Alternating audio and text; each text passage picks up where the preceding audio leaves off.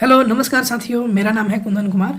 और जैसा कि हम लोग सीख रहे थे गणित विषय जो क्लास 11th का है, उसका अध्याय संख्या 16, जिस चैप्टर का नाम क्या है, प्रायिकता, प्रोबेबिलिटी। आज हम लोग इसका भाग संख्या कितना करने वाले हैं, 6 करने वाले हैं। इससे पहले हम लोग भाग संख्या 1 से लेकर 5 तक कर चुके हैं। अगर आप पीछे का भाग नहीं देखे हैं तो सबसे पहले पीछे वाले भाग देखिए, तब आगे का भाग आपको समझ में आएगा। तो चलिए हम देखते हैं कि पिछले भाग में हमने क्या क्या सीखा था। तो उसमें हमने देखा था उदाहरण संख्या 6, उसके बाद परस्पर अपवर्जी घटनाएं क्या होती हैं, म्यूचुअली एक्सक्लूसिव इवेंट्स, उसके बाद निःशेष घटनाएं, एक्सहॉस्टिव इवेंट्स, और उदाहरण संख्या 7 और 8। तो कोई आप में से बताइएगा कि ये सब घटनाएं क्या होती है, परस्पर अपवर्जी घटनाएं, निःशेष घटनाएं। जो हमारा आज का प्रॉब्लम्स हैं ये इन्हीं दोनों पर मुख्य रूप से आधारित प्रॉब्लम्स होंगे जो आज हम लोग करने वाले हैं। प्रश्नावली 16.2, इसमें प्रश्न संख्या 1 से लेकर 4 तक आज हम लोग करने वाले हैं। तो आप एक बार, अगर नहीं आता है तो एक बार आप तुरंत रिवाइज कर लीजिए कल के वीडियो से। और चलिए आज हम इस वीडियो को शुरू करते हैं। तो प्रश्नावली 16.2 में प्रश्न संख्या जो 1 है वो बोल रहा है कि एक पासा फेंका जाता है। क्या किया जाता है बाबू, एक पासा, डाइस को फेंका जाता है। और मान लीजिए कि घटना ई, एक घटना ई है जो बोल रहा है पासे पर संख्या 4 दर्शाता है। अगर 4 आ गया तो उस घटना को हम क्या बोलेंगे, ई बोलेंगे। और घटना एफ पासे पर सम संख्या दर्शाता है। ई को हम 4 दर्शा दिए, और एफ एक घटना है वो बोल रहा है सम संख्या। तो सम संख्या क्या होता है, 2, 4 और 6। क्या ई और एफ परस्पर अपवर्जी घटना है? तो परस्पर अपवर्जी घटना कोई कब होता है, जब हम उसका क्या करें, इंटरसेक्शन करें, और इंटरसेक्शन करने पर क्या मिले, फाई मिले। फाई कहने का मतलब है कुछ भी नहीं मिले, उसमें कुछ भी एलिमेंट कॉमन नहीं हो, तो अब हम क्या बोलेंगे, परस्पर अपवर्जी। ठीक है। तो देखो बाबू, जब हम एक पासा को फेंकेंगे तो 1 से लेकर 6 तक कोई भी परिणाम आ सकता है, लेकिन जो ई है, ई घटना, वो इस प्रकार से है कि केवल 4 ही आए, तो जो ई है वो केवल 4 हो जाएगा। और जो एफ घटना है वो बोल रहा है सम संख्या है, अर्थात 2, 4, 6। ठीक है। अब हम क्या करेंगे, इन दोनों का इंटरसेक्शन लेंगे। जब इन दोनों का इंटरसेक्शन लेंगे तो इसमें भी 4 है और इसमें भी 4 है, तो ये 4 दोनों में कॉमन है, तो इंटरसेक्शन का मतलब तो वही होता है कॉमन वाला भाग लेना।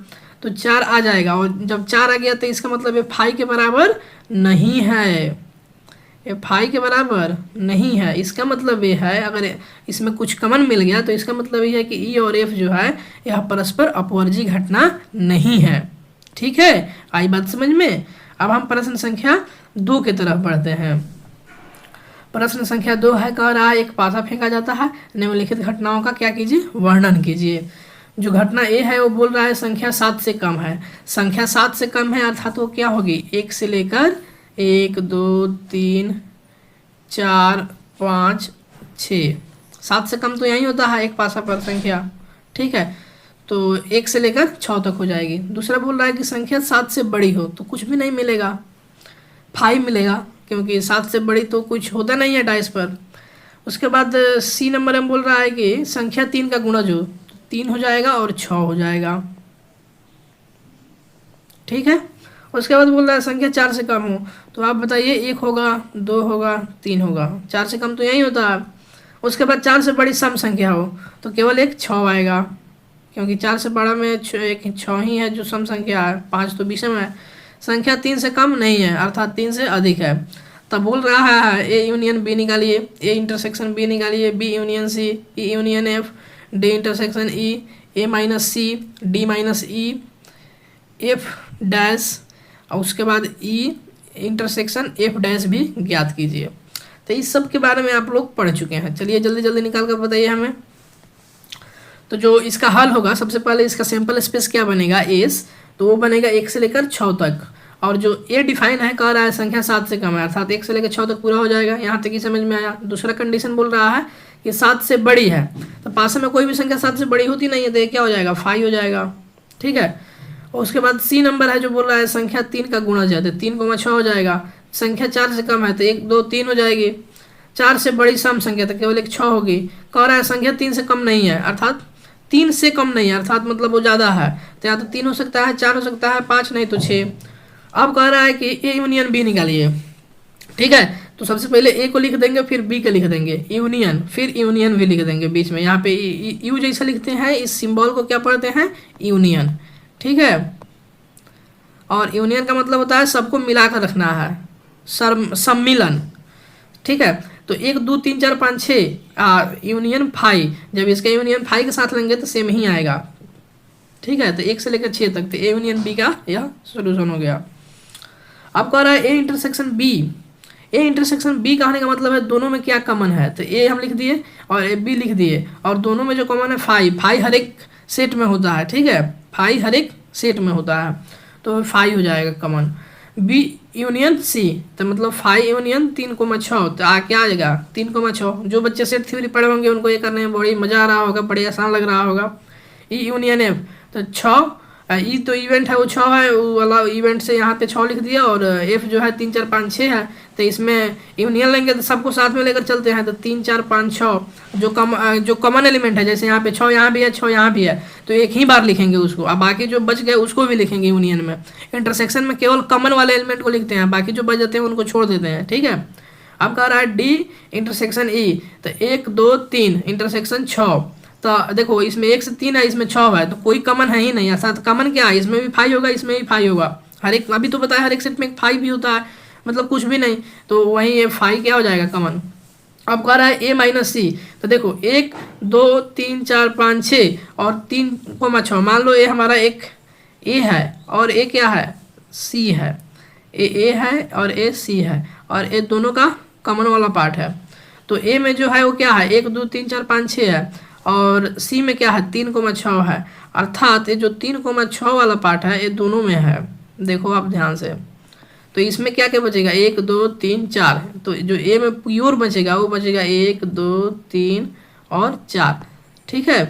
1 2 3 4 और 5 भी। तो जो इसमें से अगर इस वाले पार्ट को हटा दें, इसी वाला ही पूरा पार्ट हो गया ना, तो ये 3,6 को हटा देंगे, तो ये 3 यहाँ नहीं होगा, तो 1 2 4 और 5, तो 1 2 4, 5।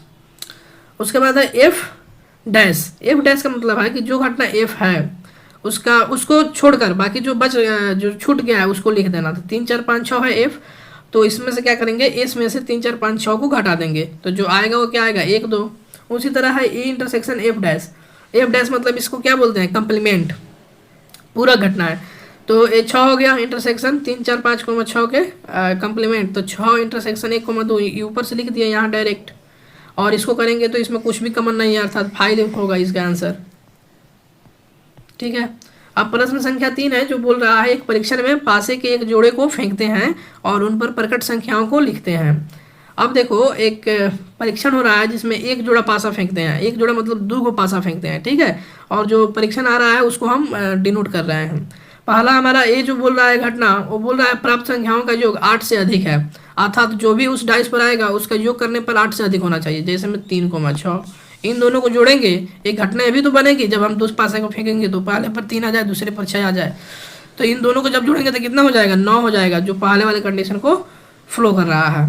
उसके बाद बोल रहा है दोनों पासों पर संख्या 2 प्रकट होती है। उसके बाद प्रकट संख्याओं का योग कम से कम 7 और 3 का गुणज है। इन घटनाओं के कौन कौन से जुग्म परस्पर अपवर्जी हैं। परस्पर अपवर्जी मतलब इन जो 3 घटनाएं हैं उनको आपस में हम क्या करेंगे, इंटरसेक्शन देखेंगे, और जिसका इंटरसेक्शन 5 मिल जाए, जिसका इंटरसेक्शन क्या मिल जाए 5 मिल जाए, मतलब कोई भी पार्ट कॉमन नहीं है, उसको क्या बोलेंगे, परस्पर अपवर्जी घटना। तो चलिए देखते हैं। सबसे पहले हम घटना ए को लिखेंगे, प्राप्त संख्याओं का जो बोल रहा है 8 से अधिक है। सबसे पहले आप हमें ये बताइए कि 2 पासों को फेंकेंगे तो कुल संभावनाएं कितनी है आने की, तो 6 गुना 6 अर्थात टोटल 36 संभावनाएं बनेंगी।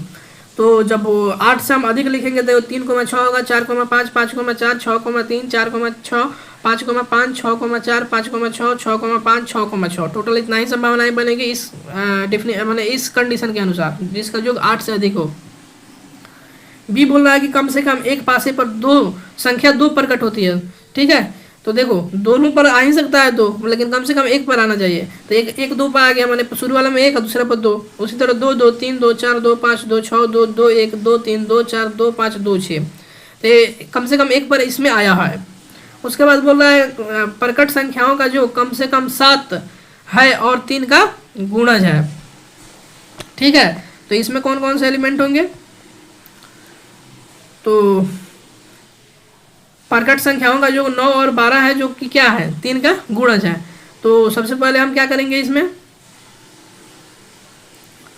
तो ये क्या हो जाएंगे 3,6, 6,3, 4,5, 5,4 और 6,6। इस डिफिनेशन के अनुसार ऊपर वाले डिफिनेशन को यही फॉलो कर रहा है। ये 3 का गुणज है, अर्थात 3 से पूरी भाग लग जाएगा और जोड़ने पे या तो 9 आएगा नहीं तो 12 आएगा।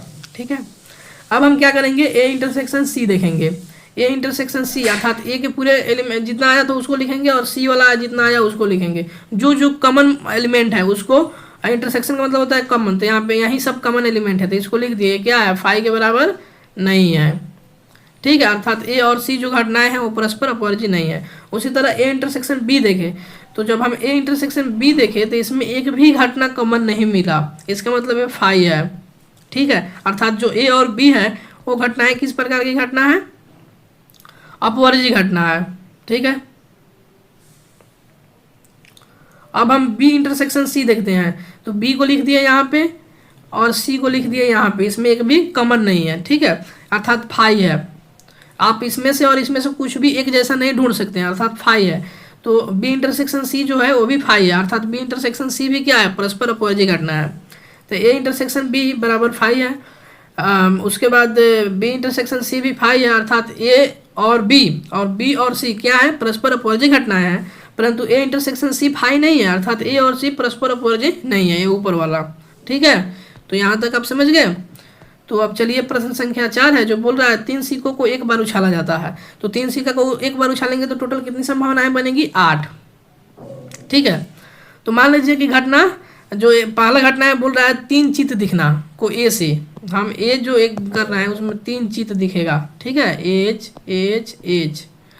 घटना 2 जो चित्त और एक पट दिखना, उसको हम बी से, और 3 पट लिखना को सी से कर रहे हैं। तो घटना पहले से सी के पर चित्त दिखना को डी से निरूपित किया गया है। तो बताइए इनमें से कौन सी घटनाएं परस्पर अपवर्जी है, सरल है, मिश्र है, यही बताना है। तो सबसे पहले हम देखिए ए बी सी डी को डिफाइन कर ले रहे हैं। जब 3 सिक्के को उछालेंगे तो टोटल सैंपल स्पेस जो हमारा सैंपल स्पेस बनेगा यही बनेगा, जिसमें 8 को टोटल संभावनाएं होंगी। हो सकता है कि पहला पर हेड हेड हेड आ जाए, दूसरे उसके बाद हेड हेड टेल आ जाए, हेड टेल हेड आ जाए, टेल हेड हेड आ जाए, या टेल टेल हेड आ जाए, या टेल हेड टेल आ जाए, या हेड टेल टेल आ जाए, या टेल टेल टेल आ जाए। टोटल 8 संभावनाएं बनेगी, क्योंकि एक सिक्का को उछालते हैं तो 2 संभावनाएं होती है।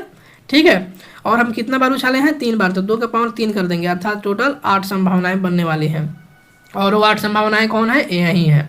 ठीक है, अब ए के जो डिफिनीशन है, जिस तरह से इसको डिफाइन किया गया है उसके अनुसार एक ही एलिमेंट होगा, एच एच एच। ठीक है, जो बी को डिफाइन किया गया है उसके अनुसार इसमें टोटल 3 होंगे, क्योंकि बोला है 2 चित्त और एक पट, तो इसमें 2 हेड है और एक पट है। उसके बाद बोला है 3 पट दिखना, जो सी डिफाइन किया गया उसमें 3 पट दिखना, अर्थात टी टी टी। और बोला है पहले सिक्के पर चित्त दिखना, तो जो पहला सिक्का है इसमें क्या होना चाहिए, चित्त। तो बाद वाला में भी हो सकता है, कोई दिक्कत नहीं है, इसमें भी हो सकता है, लेकिन शुरू वाला में होना चाहिए। तो इसमें टोटल 4 बनेंगे। तो चलो इसके बाद जो प्रश्न पूछा गया है उस पर हम ध्यान देते हैं कि पूछ रहा है परस्पर अपवर्जी है कि नहीं, सरल है कि नहीं, और मिश्र है कि नहीं। तो देखो, तो सबसे पहले सबका हम क्या करेंगे, इंटरसेक्शन लेंगे परस्पर अपवर्जी चेक करने के लिए। तो ए का बी के साथ लेंगे, ए का सी के साथ लेंगे, ए का डी के साथ लेंगे, फिर बी का सी के साथ लेंगे, बी का डी के साथ लेंगे, और सी उसके बाद बच गया सी का डी, और देखेंगे किसके साथ 5 आ रहा है। तो ए का इंटरसेक्शन बी के साथ लिए तो ये क्या आ जाएगा, 5 आ जाएगा। ए का इंटरसेक्शन सी के साथ लेंगे तो ये भी क्या आ जाएगा, 5 आ जाएगा। ए का इंटरसेक्शन डी के साथ लिए तो इसमें एक कॉमन मिल गया, अर्थात ये 5 नहीं है। बी का इंटरसेक्शन सी के साथ लिए तो ये भी 5 मिल गया। बी का इंटरसेक्शन डी के साथ लिए तो इसमें ये 2 जो एलिमेंट है ये कॉमन मिल गया, तो ये भी क्या है, 5 के बराबर नहीं है। उसके बाद सी का इंटरसेक्शन डी के साथ लिए तो ये भी 5 मिल गया, और इन तीनों का आपस में इंटरसेक्शन ले लिए, A intersection B intersection C, तो इसमें भी क्या होगा, कुछ भी कॉमन नहीं मिलेगा। ठीक है, तो अतः परस्पर अपवर्जी घटनाएं ए और बी, ए और सी, बी और सी, सी और डी, और ए कोमा बी कोमा सी हैं। ठीक है, आई बात समझ में। अब देखो इसमें अपवर्जी कौन नहीं है, तो ए और डी जो घटना है वो क्या है, अपवर्जी नहीं है। अब देखो इसमें सरल घटनाएं क्या है, तो जो घटना ए है और सी है वो किस प्रकार की घटनाएं हैं, सरल घटनाएं हैं। और मिश्र घटनाएं जो बी और डी है वो क्या है, मिश्र घटनाएं हैं। तो अगले भाग में जो हम लोग सीखने वाले हैं वो प्रश्नावली 16.2 के जो प्रश्न संख्या 5 से 7 है उसको करेंगे। तब तक आपका बहुत बहुत धन्यवाद, आप मेरे साथ बने रहे, मिलते हैं अगले भाग में। जय हिंद।